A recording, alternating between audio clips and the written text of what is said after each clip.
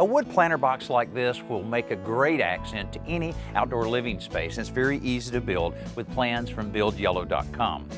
Now, the plans will call for specific dimensions, but you can make a bigger box or customize it to any space that you have available. Now, you'll need some basic woodworking tools, a few fasteners, and of course, some YellaWood brand pressure-treated pine.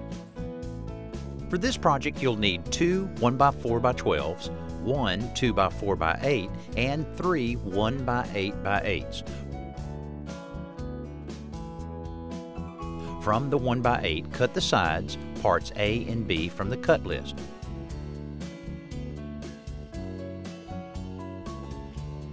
Cut the 2x4 to about 50 inches and rip that piece into 2 1.5-inch pieces on the table saw. From those 2x2s, cut the legs, part C detailed on the cut list.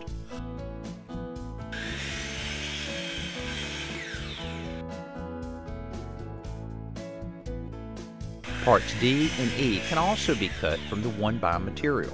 Because of the natural variances in lumber dimensions, you should measure and cut parts G and H after you assemble the rest of the box. This will ensure a flush fit and neater appearance.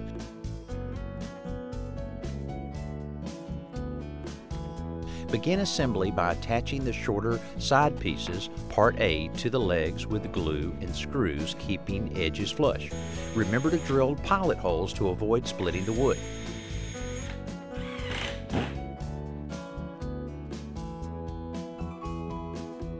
Next, glue and screw the cleats, part D, to the inside of each side panel, keeping the bottom of the cleat even with the bottom edge of the side panel.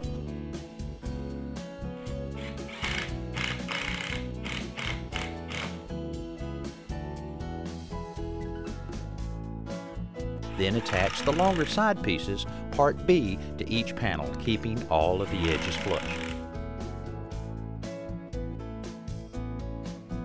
Now you're ready to add the bottom.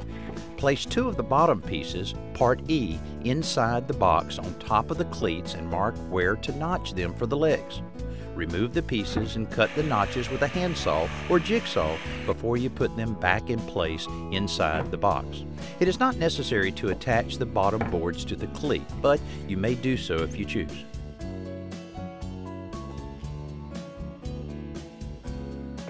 Attach the corner trim pieces, part F, with glue and finish nails, keeping the tops flush with the box assembly.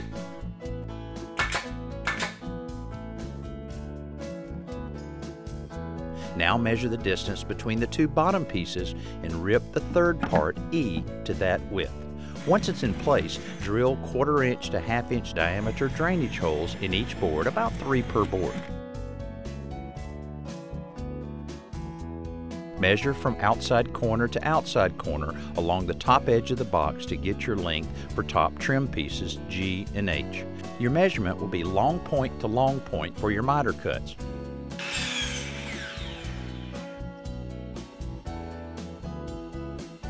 Attach these pieces with glue and finish nails before you smooth all of the edges with sandpaper and make sure all nail heads are set.